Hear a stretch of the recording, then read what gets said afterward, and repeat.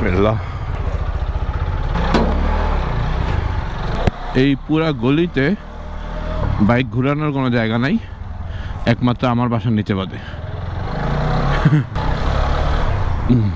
আজকেও সেম, হাতা দুইটা পুরো ভিজায় নিছি, যার কারণে বাইক যখন চলতেছে একটা কুলিং সিস্টেম কাজ করতেছে হাতের মধ্যে, এই হাতে প্লাস এই হাতে।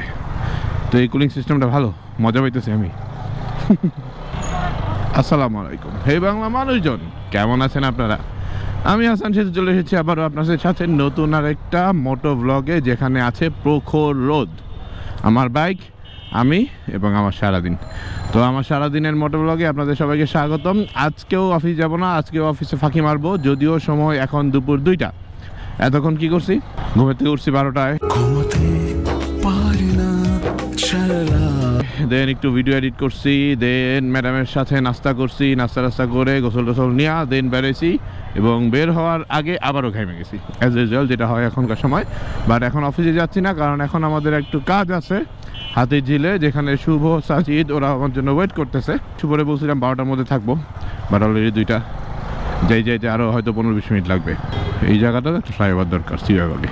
আচ্ছা, আজকে আমার কিছু টার্গেট সেট আপ ছিল, ওই টার্গেট সেট আপগুলো নিয়ে আপনাদের সাথে কথা বলবো। মানে টার্গেট সেট আপগুলো ছিল বছরের শুরুর দিকে, জানুয়ারির শুরুর দিকে আমি এই টার্গেট সেট আপগুলো করছিলাম। স্টেপ বাই স্টেপ একটা করে কতটুকু ফিল আপ করতেছি বা কতটুকু আপডেট, এগুলো নিয়ে কথা বলবো। টার্গেট সেট আপটার কথাটা কেন আমি আপনাকে বললাম, যে অনেক কোম্পানি দেখবেন মিশন ভিশন থাকে, এটা নট অনলি কোম্পানি, আপনার নিজের পার্সোনাল ইমপ্রুভমেন্ট বা পার্সোনাল কোনো কিছু চাহিদা যদি থাকে, বা আপনার ফিউচার প্ল্যান নিয়ে তো আর এক্স্যাক্টলি প্রেডিক্ট করা যায় না, বাট একটা রেশিও কিন্তু ক্যালকুলেশন অলওয়েজ নিজের মধ্যে করতে হয়। সেটা নিয়ে আজকে কথা বলবো, এবং আমার এবছরের টার্গেট সেট আপগুলো কতদূর আগাইছে সেগুলো নিয়ে কথা বলবো। আচ্ছা, প্রথমে টার্গেট সেট আপটা আমি কীভাবে করেছিলাম এটা আপনাদেরকে বলি। যারা ভিডিও দেখছেন তারা তো দেখছেন, আর যারা দেখেন নাই, অনেক নতুন সাবস্ক্রাইবার আমার আছে আমার ফ্যামিলিতে, যারা আসলে ব্যাপারটা জানেন না, তাদের জন্য আরেকবার ছোট্ট করে একটু ব্রিফ করি। যেটা হচ্ছে যে আপনি প্রথমে আপনাকে একটা টার্গেট সেট আপ করতে হবে, আপনি কি চাচ্ছেন এই জিনিসটা একটা লিখিত আকারে একটা জায়গায় আনতে হবে, যেটা আপনি রেগুলার আপনার চোখে পড়বে। আমি যেটা করছি যে আমি স্টিকি নোট দিয়ে লিখে, এটা আমার যে টেবিল আমি বসি আমার ঘরের বা আমার বারান্দার, সেই টেবিলের সামনে রেখে দিছি, যাতে রেগুলারই আমার চোখে পড়ে, রেগুলারই যেন এটা আমাকে রিমাইন্ডার দেয়। এখন অনেকে এই ব্যাপারটা নিয়ে হাস্যকর ভাবতে পারে যে এটা আসলে জরুরি না, হ্যাঁ এটা কোনো কিছু হইলো কি না, বাট এটা খুব ইম্পর্টেন্ট একটা দিক, এবং এটা একটা এফেক্টিভ রেজাল্ট দেয়, এটা অলরেডি জ্বলন্ত প্রমাণ আমি। তো প্রথমে মেইন টার্গেটটাকে সেট করতে হবে, এরপরে ওই টার্গেটটা অ্যাচিভ করার জন্য আপনার ক্যাপাসিটি আছে কতটুকু, এটা ক্যালকুলেশন করতে হবে। ক্যাপাসিটি বাড়াইতে হবে, বাড়ানো পসিবল কি না, নাকি একদম এমন কোনো টার্গেট নিচ্ছি আমি যেটা পসিবল না। মনে করেন আমি মনে টার্গেট নিলাম যে আমি মালয়েশিয়াতে এই বছর একটা বাড়ি বানাবো। এখন ভাই আমার ঢাকা শহরে বাড়ি বানানোর ক্যাপাসিটি নেই, আমি মালয়েশিয়াতে বাড়ি বানাতে পারবো কি না এটা হতে হবে। মানে যেটা ন্যাচারাল টার্গেট এরকম, যেটা আসলে পসিবল, এরকম একটা টার্গেট, হ্যাঁ পসিবল থেকে কিছুটা বাড়ায় আপনি নিতে পারেন, যেহেতু আপনি ইমপ্রুভমেন্টের টার্গেট নিচ্ছেন প্রত্যেকটা সময়ে, প্রত্যেকটা ব্যাপারে, প্রত্যেকটা অংশে। তো কিছুটা বাড়ায় নেওয়া যেতে পারে, বা একটু কিছুটার চাইতে বেশিও বাড়ায় নেওয়া যেতে পারে। পোলা পানি গরমের মধ্যে শ্যুট করতেছে, তাই পানি, স্যালাইন আর ইলেকট্রোলাইট কিছু জুস নিয়ে নিছি। এগুলোই আসলে প্রচুর পরিমাণে খাওয়া উচিত।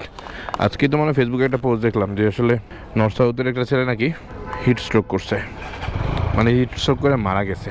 আল্লাহ মাফ করুক। সবারই একটু বেশি বেশি পানি খাওয়া উচিত, বেশি বেশি স্যালাইন খাওয়া উচিত। আচ্ছা, যেটা বলতেছিলাম টার্গেট নিয়ে, হ্যাঁ আপনি অপ্রত্যাশিত অথবা অবাস্তব টার্গেট নিলে হবে না, যেটা পসিবল বা আপনার লিমিট থেকে একটু ওভার টার্গেট নেবেন যেন ইমপ্রুভ করতে পারেন।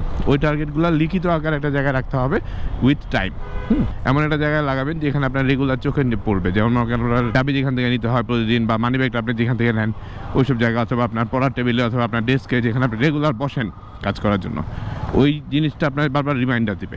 আর ওইটা করতে আপনার কী পরিমাণ ক্যাপাসিটি লাগবে, কী পরিমাণ ফাইন্যান্সিয়াল সাপোর্ট লাগবে, কী পরিমাণ এনভায়রনমেন্টাল সাপোর্ট লাগবে, কী কী ডিসিশন নিতে হবে এবং কোন টাইমে অ্যাপ্রক্সিমেট, এগুলো উল্লেখ করতে হবে সেকেন্ড পোর্শনে। হ্যাঁ, তো এই সেকেন্ড পোর্শনে করার পরে ওই জিনিসগুলারে আপনার কাজের মধ্যে ভাগ করে আনতে হবে, যে আপনি ইয়ারলি যদি এই টার্গেটটা নিতে চান তাহলে আপনার মান্থলি কী পরিমাণ কাজ করতে হবে, আর মান্থলি যদি করতে চান তাহলে উইকলি কী পরিমাণ কাজ করতে হবে, আর উইকলি যদি করতে চান তাহলে ডেইলি কী পরিমাণ কাজ করতে হবে। এইভাবে আপনি যখন টার্গেটটারে ব্রেকডাউন করে নেবেন, তো এইগুলো যখন অ্যাচিভ করতে থাকবেন, দেখবেন একটা সময় আপনার রেজাল্টটা সামনে আসতেছে। এর অন্যতম একটা এক্সাম্পল হইতেছে আমার এই ইউটিউব চ্যানেল। এই ইউটিউব চ্যানেলে 1 লাখ সাবস্ক্রাইবার করার জন্য 1 বছরে আমার যা যা দরকার, এরকম আমি একটা অ্যাপ্রক্সিমেট স্টাডি করে একটা টার্গেট করে নিয়েছি, যেই টার্গেটটার মান্থলি বেসিস আমি আলাদা করছি। এর এরপরে উইকলি বেসিস আলাদা করছি, এরপরে ডেলি বেসিস আলাদা করছি। এরপরে ডেলি বেসিস আলাদা করার পরে ওই কাজটা আমি বারবার করতেছি। হ্যাঁ, ওই ডেলি কাজটা আমি রিক্যাপ করার চেষ্টা করতেছি, সবসময় হয় না, মাঝে মাঝে মিস হয়। তো ওইটারে যখন আমি টার্গেট ফিল আপ করতেছি এবং আলটিমেট রেজাল্ট কিন্তু আমার ওইদিকে যাচ্ছে। অলরেডি আপনারা খেয়াল করে দেখবেন আমার খুব তাড়াতাড়ি কিন্তু অলরেডি 35,000 সাবস্ক্রাইবার আলহামদুলিল্লাহ হয়ে গেছে। তো আমার টার্গেট হয়েছে 2024-এর মধ্যে এটাকে 1 লাখ সাবস্ক্রাইবারের ইউটিউব চ্যানেল বানানো। তো এইভাবেই কিন্তু আমি টার্গেটটা ফিল আপ করতেছি। এছাড়া আমার আরেকটা টার্গেট ছিল যে এবছরের মধ্যে মানে সামারের আগে আমি 2টা এসি কিনবো, একটা আম্মুর জন্য এবং একটা ম্যাডামের জন্য। আলহামদুলিল্লাহ আমি এই টার্গেটটাও কিন্তু ফিল আপ করতে পারছি। এই টার্গেটটার জন্য আমার কী কী করতে হবে, কোন টাইমে কি করতে হবে, ওইভাবে কিন্তু আমি একটা টাইম লিমিট সেট করেছিলাম। তো এই পাশাপাশি এরকম আমার আরও অনেকগুলো টার্গেট আছে। যেমন আমার একটা অনলাইন বিজনেসের টার্গেট আছে, সেটা ফেব্রুয়ারি থেকে মার্চের মধ্যে শুরু করার কথা ছিল, বাট ওটা শুরু করতে পারি নাই বিভিন্ন কাজের কারণে, এক্সট্রা কিছু কাজ অ্যাড হওয়ার কারণে আমার প্ল্যানিংয়ের বাইরে। এটা সবসময় হবে, এটা নিয়ে আমি ক্যালকুলেশন করি নাই। পরের টার্গেট সেটআপের সময় আমি এটা করতে পারবো, বাট আমি খুব তাড়াতাড়ি চেষ্টা করবো আমার একটা অনলাইন বিজনেস স্টার্ট করার জন্য। কারণ আমার কিন্তু আরেকটা টার্গেট আছে যে এই বছরের শেষে আমার পার মান্থ 1 লাখ টাকা ইনকাম থাকতে হবে বা থাকার জন্য আমি চেষ্টা করব। তো এই কারণে আমার যেই কয়েকটা ইনকাম সোর্স আছে ছোট ছোট, এগুলোর পাশাপাশি আমার আরও কিছু ইনকাম সোর্স বাড়াইতে হবে। ওই টার্গেটে কিন্তু আমার নতুন একটা অনলাইন সেটআপ বা অনলাইন বিজনেস সেটআপ করার প্ল্যান আছে, যেটা আমি মনিটর করে কম সময় দিয়ে মেনটেন করতে পারবো। আমার সাথে থাকলে এগুলোও দেখতে পারবেন। তো আমি আপনাদেরকে এই টোটাল স্টোরিটা কেন বললাম, এই টোটাল স্টোরিটা বলার কারণ হচ্ছে এইটা, যে আপনি যদি টার্গেট সেটআপ করেন আপনার শুধু মনের মধ্যে রাখলেই হবে না, এটা একটা ফর্মেট আছে, এই ফর্মেটে আপনার নিয়ে আসতে হবে। যখন আপনি ফর্মেটে নিয়ে আসবেন তখন এটা অ্যাচিভ করা আপনার জন্য ইজি হবে, বা কতটুকু আপনার অ্যাচিভ করতে হবে এই জিনিসটা আপনি বুঝতে পারবেন। অলরেডি আমি দেখতে পাচ্ছি এখানে সাজিদের, জিক্সার এবং শুভর কেপিয়ার, তার মানে পোলাপানি এখানে আছে। এই হচ্ছে জাহাজ রেস্টুরেন্ট, যেটা জীবনে পানিতে নামে নাই, ডাঙাতেই আছে। এই ফুটপাথগুলো এরকম কবে করছে? ও আচ্ছা, এই যে সিঁড়ি আছে, সিঁড়ির এখানে আছে। আসলে সবসময় এই দিকটা যাই, এতে এখনো দাঁড়ানো হয় নাই, বসা হয় নাই। আবার এখানে একটা বট গাছও আছে, গাছের ছায়াও আছে।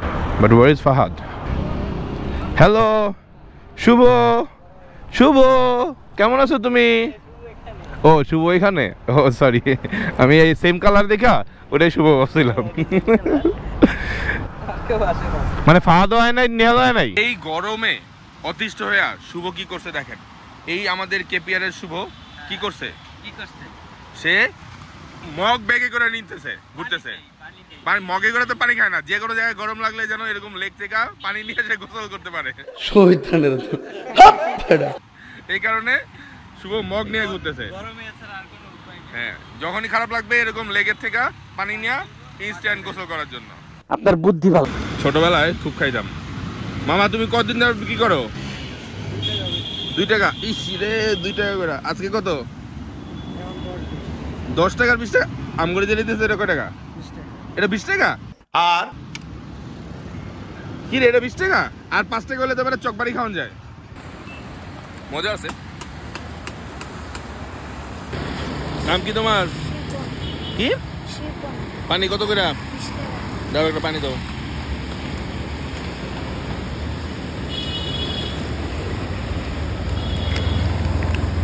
এই গরমে কষ্ট করে বিক্রি করতেছো। বাবা মা কি করে?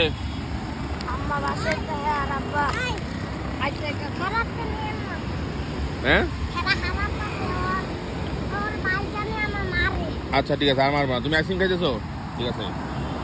পানি কত? এটা খুলো, তুমি খুলে তুমি খাও। তোমার লেগা, তুমি কষ্ট করে বিক্রি করতেছো না এই গরমে, এই কারণে। শিপন, রমজান 2 ভাই, তোমার জন্য আইসক্রিম, তোমার জন্য পানি।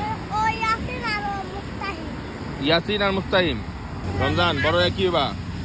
বড় হয়ে কি হইবা তুমি জান না? কয় ভাই বোন তোমরা? আচ্ছা ঠিক আছে, এই পানির টাকা আমি দিয়েছি, আইসক্রিমের টাকা আমি দিয়েছি। খাও। আমার ভাই কি আছে? আমাদের পাঙ্কু শুভর বাকি কি আছে দেখি। ঘোরা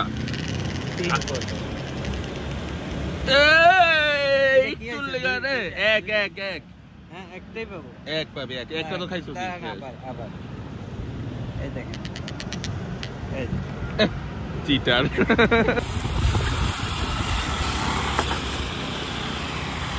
সময় এখন বিকাল 5টা। এখানে আমরা একটা ছোট ভিডিও বানাইছি। তো এখানে কাজ শেষ করে এখন আমরা যাচ্ছি একটা গ্যারেজে, ওইখানে আর একটু কাজ আছে, ওইখানে শেষ করব, দেন লাঞ্চ করব। দুপুরের লাঞ্চটা আমি আসলে একটু দেরি করে করি, মাঝে মাঝে করাও হয় না, খুব রেয়ার দুপুরের লাঞ্চ। যাই হোক, তারপরও মোটা হইতেছি। আসলে দুপুরের খাওয়া বন্ধ করলে স্বাস্থ্য কমবে না এটা আমি জানি, কিন্তু আসলে কাজের কারণে আসলে দুপুরের খাওয়াটা একটু কম হয় আর কি। তো যেটা বলছিলাম যে টার্গেট সেট করা, তো আপনারাও চাইলে কিন্তু স্পেসিফিক একটা টাইম চ্যালেঞ্জ নিয়ে ওর ভিতরে টার্গেট সেট করতে হবে, এবং এই টার্গেটগুলো অবশ্যই লিখিত আকারে আনতে হবে। আমি এই লিখিত আকারে আনার ব্যাপারটা নিয়ে আগে সিরিয়াস ছিলাম না, আগে মনে মনে টার্গেট রাখতাম, কিন্তু বিভিন্ন কাজের প্রেশারে আসলে টার্গেটগুলো ভুলে যেতাম। তো এই টার্গেট সেট করার জন্য এই জিনিসটা ইম্পর্টেন্ট। আর আপনার গোল বা টার্গেট যেটার কথাই বলেন না কেন, সেটা অ্যাচিভ করার জন্য কিন্তু অনেক ইম্পর্টেন্ট একটা ব্যাপার হচ্ছে স্কিল ডেভেলপ করা। এখন আপনার টার্গেট অ্যাচিভ করার জন্য যেই স্কিলটা দরকার, আপনার টার্গেট বা গোল অ্যাচিভ করার জন্য যেই পারফরমেন্সটা আপনার দরকার, সেই পারফরমেন্সটা বা সেই কাজটা যদি আপনি না পারেন বা কম পারেন, সেটার জন্য কিন্তু আপনার স্কিল ডেভেলপ করতে হবে। আর এই স্কিল ডেভেলপ করার জন্য কিন্তু আপনার স্পেসিফিক কিছু টার্গেট নিতে হবে, যে আমি এই সময়ের মধ্যে এই স্কিলটা ডেভেলপ করব, আর এই স্কিল যদি আমি ডেভেলপ করতে পারি তাহলে এই কাজ আমি করতে পারবো। তো আমরা এখানে শাহিন ভাইয়ের গ্যারেজে চলে আসছি, ছোট্ট একটু কাজ আছে। তো অবশ্যই স্কিল ডেভেলপমেন্ট নিয়েও আপনাকে সিরিয়াস থাকতে হবে। প্রতিনিয়তই আপনার কোনো না কোনো কিছুর স্কিল ডেভেলপ করতে হবে, কারণ স্কিল ডেভেলপ না করলে কখনোই আপনি কখনোই কোনো কিছু অ্যাচিভ করতে পারবেন না। স্কিল ডেভেলপমেন্ট খুব বেশি ইম্পর্ট্যান্ট। শুভ, এই যে তোমার জন্য তো মজার মজার সুন্দর সুন্দর ভিডিও বানায় দেই, কি খাওয়াইতে আনছো?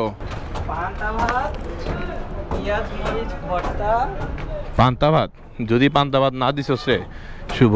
তো আমাদের শ্যুট শেষ করে আমরা এখন এখানে লাঞ্চে চলে আসছি, ছোট্ট করে লাঞ্চ করব। যদিও বললাম যে আসলে লাঞ্চের ইন্টারেস্ট আমার অনেক কম আছে।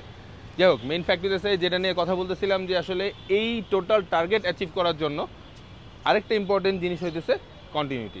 আপনি যেই ছোট ছোট বড় টার্গেট অ্যাচিভ করার জন্য যেই ছোট ছোট টার্গেটগুলো নেবেন, যেই ডেইলি বা উইকলি যেই কাজের প্রসেসগুলো নেবেন, স্কিল ডেভেলপমেন্টের পাশাপাশি এই কাজগুলো কিন্তু কন্টিনিউয়াসলি করাটা খুব বেশি ইম্পর্টেন্ট। এই সময়টাতে আরেকটা ইম্পর্টেন্ট ব্যাপার হইতেছে আপনার প্রচুর পরিমাণে ধৈর্য ধরতে হবে, কারণ আপনি যখন লং টার্মের একটা টার্গেট নেবেন, ওটার রেজাল্টটা কিন্তু আপনি প্রথম দিকে পাবেন না। আপনাকে ওয়েট করতে হবে, আপনাকে জাস্ট টার্গেট ফোকাস থাকতে হবে, এবং প্রতিদিন বা প্রতি উইকে বা প্রত্যেকটা সেশনে আপনি কতটুকু স্কিল ডেভেলপ করে কতটুকু কাজ ইমপ্রুভ করতে চান, এই ব্যাপারটায় কন্টিনিউয়াস ফোকাসে থাকতে হবে। ধৈর্য হারা হলে হবে না। ধৈর্য ধরে এই কাজগুলো যদি আপনি স্টেপ বাই স্টেপ ইমপ্রুভ করেন, তাহলে একটা সময়ে বড় অ্যাচিভমেন্টটা আপনি আনতে পারবেন। যেটার প্রথমেই আমি আজকে ভিডিওতে বলছি যে আমার 1 লাখ সাবস্ক্রাইবার করার যেই টার্গেটের যেই ছোট ছোট প্রসেসগুলো আমি এই পরবর্তী ভিডিওগুলোতেও স্টেপ বাই স্টেপ প্রত্যেকটা জিনিস ব্রেকডাউন করে আপনাদেরকে দেখাবো। বাট আজকে যেই জিনিসটা আপনাদেরকে দেখাইলাম এক্সাম্পল সহ, যে আপনি যদি একটা বড় টার্গেট অ্যাচিভ করতে চান, ছোট ছোট টার্গেটগুলো নিয়ে কাজ করা, কন্টিনিউয়াসলি ধৈর্য ধারণ করে স্কিল ডেভেলপ করে, তাহলে দেখবেন ইমপ্রুভমেন্ট আসবে। তো আর এখানে লাঞ্চ করার পরে আজকে ভিডিওটা আমি এখানে শেষ করে দিচ্ছি। তবে হ্যাঁ, এরপরে একটা হলুদের দাওয়াত আছে, ওই হলুদের দাওয়াত আপনাদেরকে নিয়ে যাব, হলুদের প্রোগ্রামটা দেখাবো, এই গরমের মধ্যে হলুদ কেমন হয়, আমরা কেমন এনজয় করতেছি। তো আপাতত এখানে লাঞ্চ শেষ করি, দেন আবার কথা হবে। দেখা খিদা লাগতেছে শুভ, আর কিছু আসেনি, এর দূরে তো মনে হচ্ছে পেট ভরবো না। ফার্স্টে কেমন এই মরিচ দিছে রে শুভ, মরিচ। আজানের সময় হয়ে গেছে, এলাকায় চলে আসছি। আজকে একটু আর্লি চলে আসছি।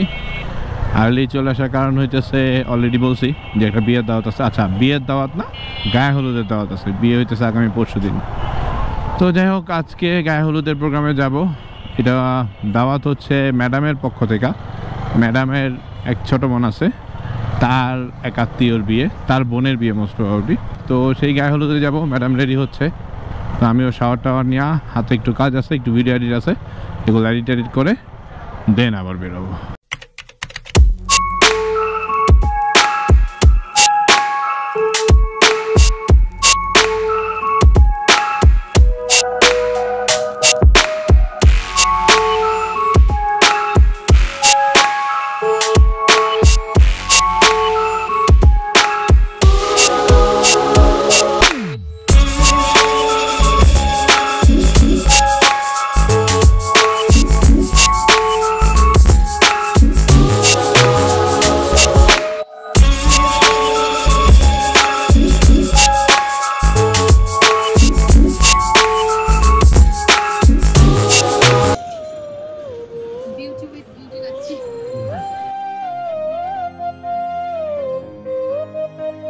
সময় এখন প্রায় 12টা।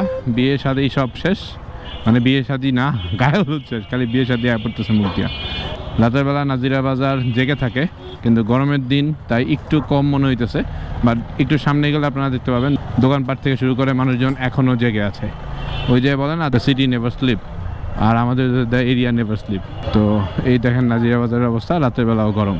তো যাই হোক, হলুদের ইভেন্টে খুব বেশি ভিডিও আমি করি নাই, কারণ প্রচুর মাইয়া মানুষ ছিল। মাইয়া মানুষের ভিডিও করতে গিয়ে এখন আবার জারি খাই, এটা ঠিক নাই। আমি শুধু আমার ম্যাডামের ভিডিও করছি। তো আপনাদেরকে হলুদের প্রোগ্রাম দেখাতে পারতেছি না, বাট কিছু ছবি আপনাদেরকে দেখাই।